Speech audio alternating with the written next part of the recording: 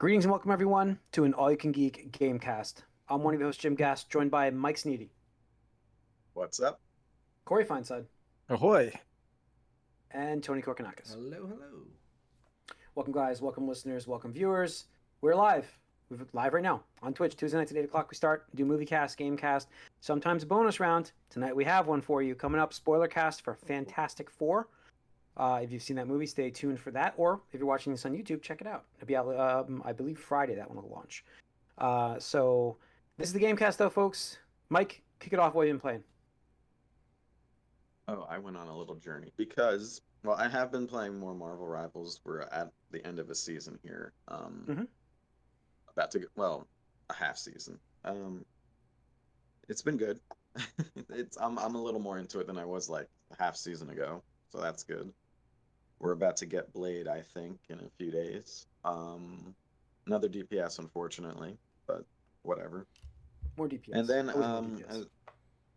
yeah, there's a little bit of a problem with the lack of tank play in the game, you know. It's always happens. Is, just like These Overwatch. games. Yeah. Yep.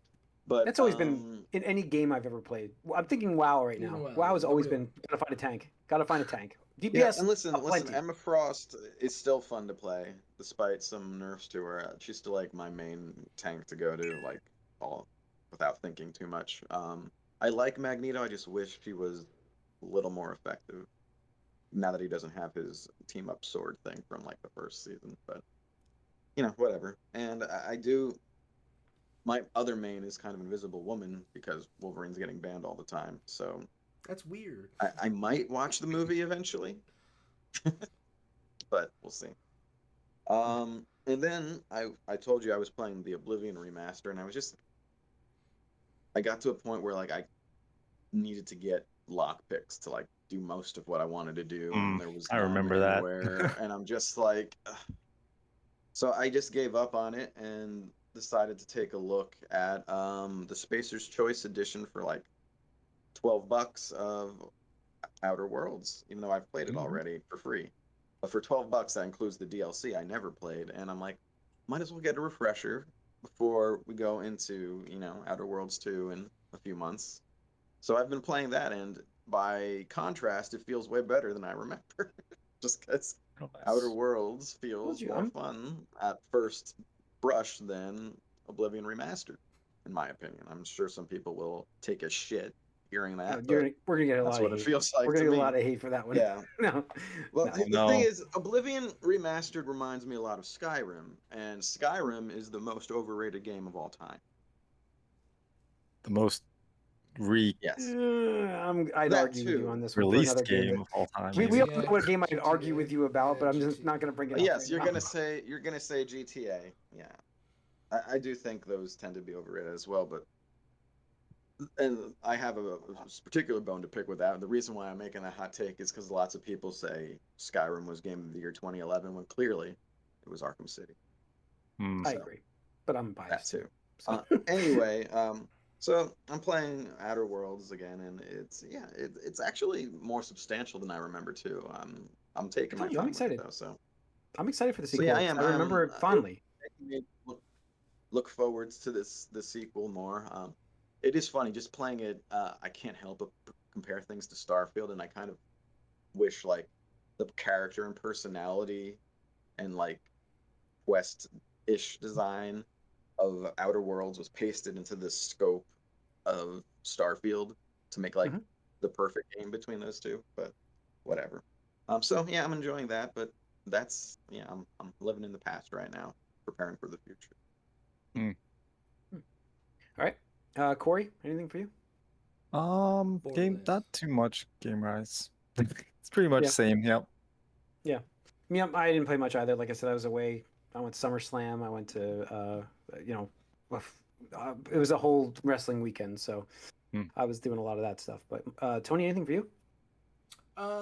More Donkey Kong Bonanza. I believe I'm in the last area or second to last area, something like that.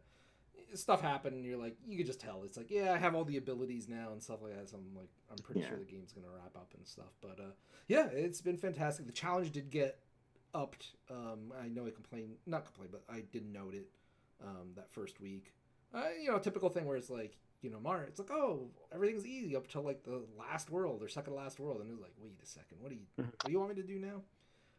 And they keep, what I really like is they keep introducing new mechanics and stuff like that, where I'm just like, oh, that's really cool, and I guess I could still see it in Mario just because Mario has done like everything, but it's cool because it's new for Donkey Kong, and I hope the one thing that they do is make sure that Mario and Donkey Kong stay distinct and unique. Right, because I was gonna say, how do you think it's gonna influence it? But right, okay. Right.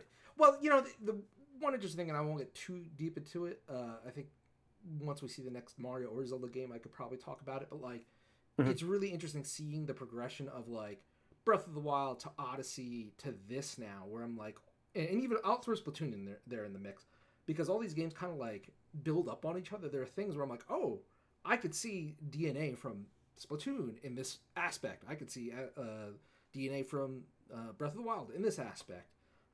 There's just so many things where I'm like, this is great because they're learning from their own games, but they're making new stuff, which is what I like, because it's not just like, I don't want to shit on something else, but like, like Naughty Dog, right? Like we know they're locked up on, 10 year, a decade of Last of Us, right? And with the one Star game coming out, right? That's the sole exception when. Who knows when that's going to be, right? Or like you look at Insomniac. They're great, but we're in the next couple years, we're just probably going to get, Wolverine, which hopefully is different than Spider-Man. We'll see. I hope for that one. But... I hope that company even survives. Like at this point, I'm worried about that. No, I don't think they'll go away or anything. I think they took a hit. But is there any doubt that what's the company with Horizon? Gorilla. Is there any doubt that Gorilla's already working on Horizon 3? I don't doubt that they're working on Horizon 3 and stuff like that. So, but yeah, it's been pretty good. And then we're coming up on the end of the season for Fortnite, which about the new season looks so. I would like awesome. to roll it in. Yeah. Let's roll it right in now, because right I'll talk about this, dude. So many things have come out for Fortnite that I should be hooked on, and I don't know what it is about this, but I'm ready. I think I'm in. I don't know. You just need to jump in, man. But go on. What do we got for Fortnite? Just what's this new? Like, so this season's wrapping up, and then this new one. Yeah. So this current season is wrapping up, and this season was based around superheroes because DC finally came back to the table with Epic to do crossovers and stuff like that. So Superman was the big feature for this current season. Next season is an alien bug invasion, which gives me Helldivers vibes. But to combat that, one of the collabs is Halo. We're getting female Spartans, apparently, in the game. So they're crossing over because they can fight bugs and alien things. But the other group or team that's associated with beating up aliens notoriously for decades is the Mighty Morphin Power Rangers. So they're like this front and center collab crossover for the season.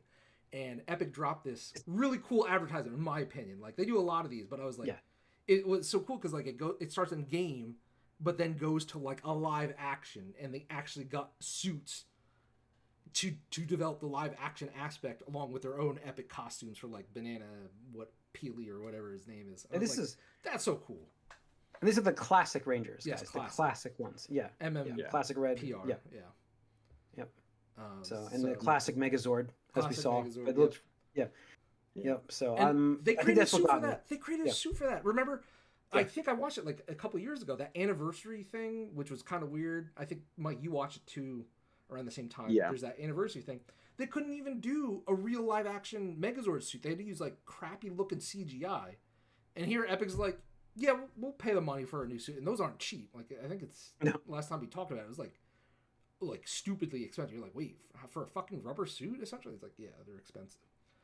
But Epic's like, yeah, we'll just make a fucking new Megazord suit. It looks awesome. So really look forward to that. Great. Apparently, it's the Battle Pass. They're revealing the contents tomorrow on their blog, but common speculation is that it's going to be Tommy's Green Ranger as the like level 100 Battle Pass reward, and the main 5 Rangers are going to be on the shop and stuff like that. Because it's easier for them to appear in the shop if they're not tied to the Battle Pass or whatever like that. So cool.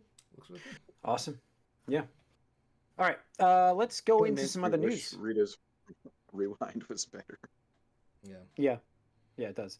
They haven't made a good Power Rangers game. I think that they made a good one on mobile or something like that, wasn't it? It was actually pretty impressive, if I remember right. And it kind of faded away though. But all right, Let's see. We've got a Guilty Gear Strive season pass playable character revealed, Lucy, from Cyberpunk.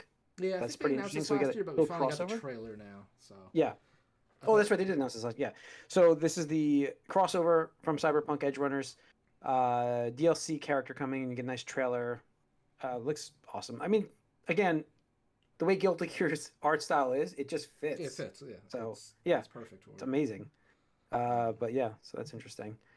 I guess this is I don't know if this is good news or bad news. Bloomberg's reporting BioShock 1 remake was in development but canceled earlier this year. And then also BioShock 4 recently failed a publisher review, leading to a leadership shakeup and narrative overhaul. So we got those two bits of news about BioShock. BioShock is just cursed. I'm sorry, it's cursed. Like, I feel bad if you're a BioShock fan. Like I'm not just talking like, oh, I like BioShock. I'm talking about a fan that's like, I cannot wait for the next BioShock. Like, I feel bad for you legitimately because like it just, I don't think there's been any point in time since the first BioShock that the series hasn't been in trouble or in murky waters at all. Like, I don't know. I don't know what to say. Well, Let's See was a good DLC. Yeah, I mean, I outside don't the even DLC, remember like, which like, one that was for. I think BioShock 2 is having issues. Infinite obviously had a lot of issues, and then ever since Infinite, it's like there was that PSP game that was doomed, right? Like, or Vita game, right? What was it? Because I think it's for Vita. It was Vita, the right? Vita. Like Yeah, they people got are him still on waiting stage. for that. Yeah, people were waiting for that. Yeah, so two was a different, like, it wasn't Ken Levine, and people were like, "What is this?" I don't know. It was like a different team or something. Although it was fine, but you know. And then Infinite, for whatever reason, like, I've never seen a game's reputation age worse. Like, it came out and it was like nines and tens, and then as time has went on, they're like, "That wasn't a good one." Everyone doesn't like it anymore. It's interesting, and of course now everything is just not happening anymore. Yeah, I mean, And this is the speaking of Ken Levine, his game was supposed to come out this year, Judas, his other not BioShock game, and I don't think that's. I don't know coming how out he this still year. has money for his studio. I don't know Yeah. either. He like What is it? What that has he was released? supposed to be a smaller scale thing originally. That was his original, pitch when he was Yeah, leaving. Go I know. back to basics, right? Yeah. And he's just made a BioShock. It looks like full size BioShock with his supposed, like, when he describes his innovation with his storytelling, it doesn't really sound that different than No, what he's one of those most good auteur RPGs are doing. types that just loves to like hear himself talk and come off. In my Listen, opinion, as I'll give it a pretentious. chance for sure. If But it comes out. I have doubts. if it ever Yeah. happens, Yeah. If it ever we'll see. happens. It's not This this is year, I doubt it. I can I'll read the blurb here for it of what's going on once I find what I just did with it. And There once it it's is. fine, but Sure So, said, why do the people think game's- less of... Oh, go ahead. Oh, I'm sorry. I was going to do the Yeah, go ahead. I thought you were going to find it. I thought it's going to take you on. Go ahead. Oh no, I just have the takeaways from this article from Bloomberg. Yeah. That's what I was going to read. Okay, Yeah. so like, Take-Two Interactive is overhauling parts of the next BioShock game, which we know about. Senior executives expressed unhappiness. The game's narrative was as identified as an area that needs improvement and will be revamped, said the people, who also noted that 2K Games ousted studio head Kelly Gilmore and moved creative director Hogarth de la Plante to a publishing role, so reassigned.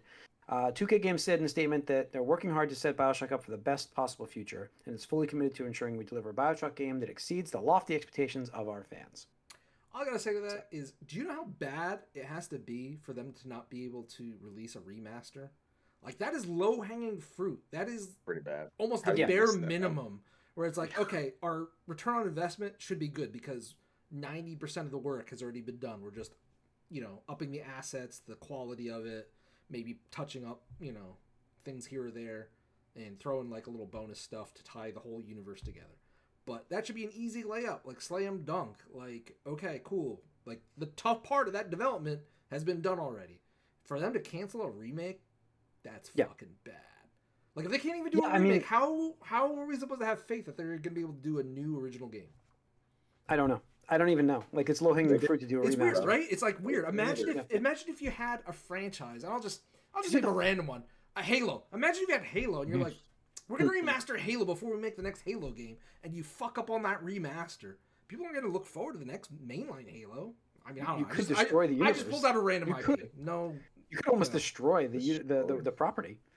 But Yeah, so I guess it's better to release something that's not broken, but how do you break it when you have the framework? You have the framework. I don't know, dude. I don't know.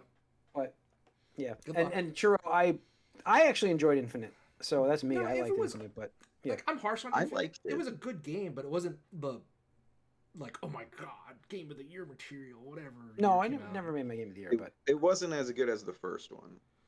yeah, and What makes it like people like look poorly on it now? I think they realized like it was just is very gimmicky. Like, what can you praise about Infinite? Like, it was just it came and went. Like the story.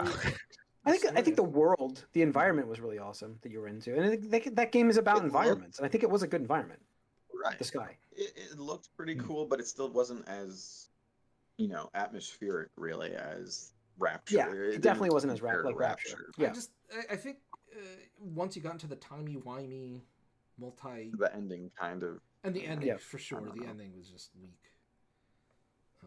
yeah, that ending was definitely what's going on here. I mean, when you have to read online about what they were trying to explain, it's not a good ending. Also, you get the M Night sort of, syndrome where everyone's expecting a twist now, and you have to do a twist, and then it comes, and you're like, that's your twist, and we have to have the twist, so we all expected it. And I don't know. Yeah. It just once you're known for twists, you're kind of screwed. Yep. Alright. I never played that one. Good. Keep that one. I intend to. I mean, like, It's not bad, but it's not great. Not worth the time. Right. It's not Right. worth your time. Like, I'm like, you have 8 Unless it's hours, 10 hours, remastered. whatever. Like, just play. I can name you a dozen Yeah. other games that I think you should play. In a month and a half, I will be consumed by one Yes. game. So There you go. We all know that. I'm surprised he's going to start podcasting from the game stores out in front of it because he's going to be camped out for like 3 weeks. So, Can't be video games. all right. Yeah. Let's see here. We have some Switch news. Not last. We have 2 Switch news bits here. Let's do the bad news first. One's not. Let's do the bad news. What's the bad news? Price increase. So pricing on this is for the Nintendo Switch 1, not Switch 2 Not affected Switch 2. whatsoever. Yep, Nintendo Switch Effective 1. August 3rd, pricing on the original Switch family of systems and products in US will change based on marketing conditions. This will obviously, like I said, not affect Switch 2 systems, Switch physical digital games, and Switch online membership will remain unchanged at this time. So we had price increases of the hardware. Do we have it laid out in this article? I can't remember where I had the list for it. I saw it. Where did I see the pricing list of what it went up to? Switch. Switch OLED is now $399. Thank you. That's what I was looking for. I think base Yeah, Switch $399 is for the OLED. $329, and Switch Lite is 10-15% more expensive too. But yeah. This is the world we live in. This is what people voted for in this country. Tell me. And I we are just had to getting put a. market, I should put a Chromebook market order in. conditions, aka tariffs. Yep. So I thanks. had to order Chromebooks today, and I had to pay $50 more per Chromebook. Yeah. Than I paid last year for the It's same wonderful, exact Chromebook. right? It's wonderful. That's fucking great. Great budgets. So yeah, that's 2 out of the big 3 now. I'm sure as soon as Sony runs out of stock, because everybody scrambled at the beginning of the year when it was pretty evident that Trump was serious about his tariffs, even though that's what he campaigned upon. PS5's got to go up soon. It has to. Like, as soon as they run out of stock, they have to. Like, they're not. Nobody wants to lose money. And it's funny because I've seen a lot of takes on online where it's like, oh my god, Switch is 8 years old. How has it not come down in price already? It's like, I just want to set expectations. We are never seeing consistent price drops ever again on hardware, ever. No. Like, those days are gone. I think from now on we're going Forever. to see a lot of different bundles. Yeah, and then we'll start seeing more bundles. We're going to see bundles because the way manufacturing works, these components are much more complex to make. You're competing with you're competing with everything. Like, you're competing with PCs, you're competing with smartphones, tablets. You're competing with so many other things. Where before, like, it was just video game systems that needed chips. It was just video game systems really that needed RAM and stuff like that. But nowadays, these manufacturers, these things are more expensive to make, and they are in much more demand than they ever used to. I mentioned almost a lot of product overlap with the systems. Yeah. They all use very similar chipsets. Yeah, exactly. So, They're all competing with each other. Yeah. So it's just Yeah. ridiculous, and it's just not coming And down. everything, like, yeah, anything you buy these days, like everything in your kitchen, every like appliance you have now has Has a smart- computer chip in yeah, it has a and chip in it. some type of piece of hardware that is going to drive up prices. And so, Hells yeah. Yeah, so Smart it's washer. crazy. I So- just have a smart washer that just told me it ended. yeah, exactly. So just want to let people know, our listeners, like don't expect price drops anymore. Like at best you're gonna get bundles, or I'm sorry, most often you're gonna get bundles, and at best you'll see holiday promotions. Where like they'll be like, hey, for the holidays we'll take off like $50 or something like that. We'll see that. I actually think it'd be more about gift cards with that. It'll be like more of like, here's a $25 gift card to Target with the purchase of this at Target, or here's a $50 one at Best Buy, stuff like that. Yeah. I don't think you'll see a price drop. All right, let's talk about numbers though. Switch 2 selling like hotcakes. So Switch 2 sold 5.82 million units by June 30th. Mario Kart World sold 5.63 million units by that same time. Nintendo Switch 2 has reached 6 million global sell-through in 7 weeks after launch. So almost a million. Pretty good. Yeah, I mean 8.67 total million units of software sold for Switch 2. Dude, Switch 1 is like 3.10 million units. Wow. 1.4 billion software units. That's unbelievable. Switch 1 had a hell of a run. Yeah, Switch 1. It's still having it. Yeah. I still remember, Jim, when you were like, I don't think this makes 100 million. Yeah. Oh yeah, I know. Yeah. That was out immediately when you watched that launch. Like the launch, you're like, okay, this is getting it. And now this one launched better. So I'm like, wow, what is this gonna do? So we'll see. I think it's gonna be faster out of the gate, but like everything, like PS5, it just Xbox, and like you're going higher in price, so you're limiting, more budget conscious families or individuals, whatever you want to say. So I think it's going to be less sales overall, but higher, average sale price, more return on investment. The users will have, be spending more money, whether it's subscription based or whatever, because that's what all these companies are doing. Because PS5 is not going to sell as many systems as PS4, and Xbox Series is way down from even Xbox One, which we all agreed was a disaster generation for them. That's crazy to think. They did worse. Series is showing unbelievable slowness. Yeah, even on Reset Era, there was a thread the other day where we were talking about sales, and it was in dispute whether or not Xbox had cleared 30 million units or not in 5 years. And that was the argument. It's like, it's a lot of people are saying, like, does it really matter if it's 30 or 35 million units? Like, it's fucking pathetic when you think about it. So it's just a rough time for the video game industry. So, but like I said, related to the thing, this might be the cheapest year you'll get Nintendo Switch 2, because I think Nintendo's pretty adamant that they don't want to raise prices this year because it's launch, especially. Tony, we lost you there. Cut out, Tony. They're pretty adamant. What? Pretty adamant about the price. Okay. Yeah. Right. Where I don't think they'll want to, temper people's expectations, because we already saw like people online, not that they matter really at the end of the day, about like, oh, Nintendo Switch 2 is too expensive, right? They don't want to feed into that. I think they'll want to lock into that $450, $499 price, whether you get a bundle or not. But next year, who knows? Who knows? Yeah. All right. Gotta get that bundle, Jim. Yep. Yeah, I'll be getting it this fall. Anything you wanted to talk about, like with Evo, like the Tokon stuff, or how do you say that? Tokon. The Marvel Tokon. They're doing a closed beta soon, apparently. Yeah. And they actually sign-ups are. I tried to sign up for that, and it was not working. So it was when I went to go sign up, sure it's full already. Yeah. They showed a lot of gameplay. It turns out it's not so 4v4 as it sounds. It seems to be very 1v1 with like assists. You can switch the characters, but you all share one life bar. It gets a little bigger as you unlock your assists as it goes, but it's definitely not what we thought it was. But yeah, I mean, I even said like the control configuration didn't make sense. I was like, 3v3 is already pushing it with Marvel vs. Capcom titles. So, and I even think I said that where it's probably going to be one shared health bar, because otherwise it's like thinking about how long it would take. Way too long. Yeah, right. It would just take too long. But it was interesting. I mean, everybody seemed to praise it. There's a lot of footage online. You could check it out. the specials and stuff seem really cool, and it has that like I think it's scratching that same itch from Marvel vs. Capcom, where it's like franchise versus whatever your Marvel characters fighting it out. But apparently they said they have a 10-year plan for this game, which Interesting. That's good. It's always nice to hear when there's future.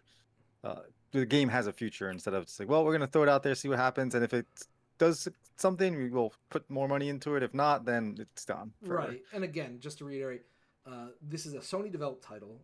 I do think actually we will see this on Xbox just because it's a multiplayer game, and I don't think.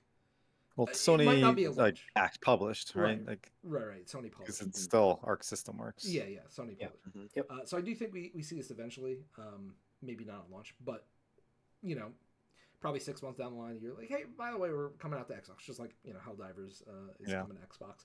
They also are putting out a wireless fight stick for it. Yeah, so Sony's really investing in this, which is really good to see because obviously, if they are investing all this money, you'd think they'll support it as long as we don't have Concord. But you never know. As long as we don't have Concord numbers yeah. coming out of it. But I think it'll be okay.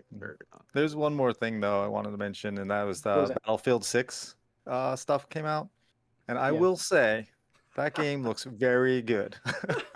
They're bringing it back to what made Battlefield, what we liked about Battlefield, but like Jim and I love Battlefield. I used to play it all the time. Okay. I didn't. Jim and I. Know that. When? I believe Yeah, I know. I was We haven't talked about much, but we played it a lot. How about that? Yeah. They're bringing it back, and it's not like quite up to what Call of Duty's doing, but it's doing its own thing, but more arcadious in a way. Okay. So like, there's almost everything is destructible, which is ridiculous. Cool. Like you can get a sledgehammer and you could go into a building and just start whacking on the floor to bust the floor down, so you can drop down on the guys from above. They are bringing back the classes, so now you actually have like recon, assault, medic. I'm familiar with that. Yes. Yeah, so that's coming back, and like I said, everything is all built about the destructibility. So like all the maps are designed around that. They're redoing old maps and things. So I did hear from someone else though that the destructibility is kind of set. Like everything's going to break the same way when you break it. So like I think for level design reasons, right? But, I think you kind of need that too for predictability. As far as I'm going to break this, I need to know that I'm going to be able to do this thing after it breaks and stuff. Yes. So yeah, I from what they've shown, it looks very interesting. I think there's an open beta coming in October-ish, maybe, like or is that? Yeah, I will say. I've never been a Battlefield guy, but I will say I've seen some footage of this, and I was like, okay, this looks like they're cooking a bit.